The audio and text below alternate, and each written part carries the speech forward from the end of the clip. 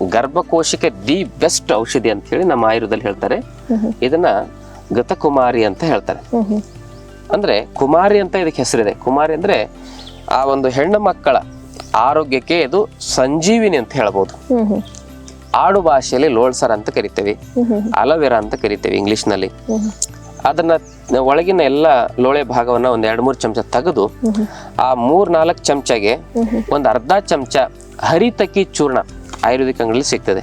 ಅದನ್ನ ಬೆರೆಸಿ ಅದನ್ನ ಕಲಸ್ಬೇಕು. ಹಿಂಗೆ ಕಲಸಿದಾಗ ಅಷ್ಟು ಲೋಳೆ ಇರೋದು ಹರಿತಕಿ ಚೂರ್ಣ ಹಾಕಿದಾಗ ನೀರ್ ತರ ಆಗುತ್ತದು.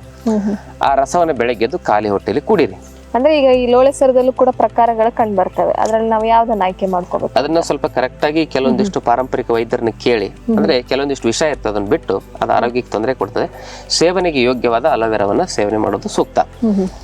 ಆಮೇಲೆ 2ನೇ ಮನೆ ಮದ್ದು ಅಂತ ಹೇಳಿದ್ರೆ ಇದನ್ನ ಬೆಳಗ್ಗೆ ಮಾಡ್ಕೊಳ್ಬೇಕು ಕಂಪಲ್ಸರಿ. ಸಾಯಂಕಾಲನೂ ಇದನ್ನ ಮಾಡ್ಕೋಬೇಕು. 2 ಸರಿ ಮಾಡ್ಕೊಳ್ಳಿ. ಆದ್ರೆ ರಾತ್ರಿ ಮಲಗಬೇಕಾದ್ರೆ ಬೆಳಗ್ಗೆ 6 ಗಂಟೆಗೊಮ್ಮೆ ಸಾಯಂಕಾಲ 6 ಗಂಟೆಗೊಮ್ಮೆ ಹರಿತಕಿ ಚೂರ್ಣ ಅಲೋವೆರಾದ ಒಂದು ಮಿಶ್ರಣ ಸೇವನೆ ಮಾಡಿ. ರಾತ್ರಿ ಮಲಗಬೇಕಾದ್ರೆ 2 ಚಮಚ ಜೀರಿಗೆನ 2 ಲೋಟ ನೀರಿನಲ್ಲಿ ಕುದಿಸಿ ಅದು ಕುದ್ದು ಅದು ಅರ್ಧ ಲೋಟ ಕಿಳಿಬೇಕು. ಅದನ್ನ ಶೋಧಿಸಿ ಆ ಜೀರಿಗೆ ಕಷಾಯ ಕುಡಿದ್ರೆ ಅಲ್ಲಿ ಇರ್ತಕ್ಕಂಥ ಇನ್ಫ್ಲಮೇಷನ್, ಇನ್ಫೆಕ್ಷನ್ಗಳು ಅವೆಲ್ಲ ಕಡಿಮೆಯಾಗಿ ಗರ್ಭಕೋಶದ ಎಲ್ಲಾ ಸಮಸ್ಯೆಗಳಿಗೂ ಪರಿಹಾರ ಸಿಗ್ತದೆ. ಹೆಣ್ಮಕ್ಳು ಈ ಗರ್ಭಕೋಶ ಸಮಸ್ಯೆಗಳಿಂದ ಗರ್ಭಕೋಶನೇ ತೆಗೆಸ್ಕೋತಾರೆ. ಅದು ದಯವಿಟ್ಟು ಮಾಡಕ್ ಹೋಗ್ಬಿಡಿ.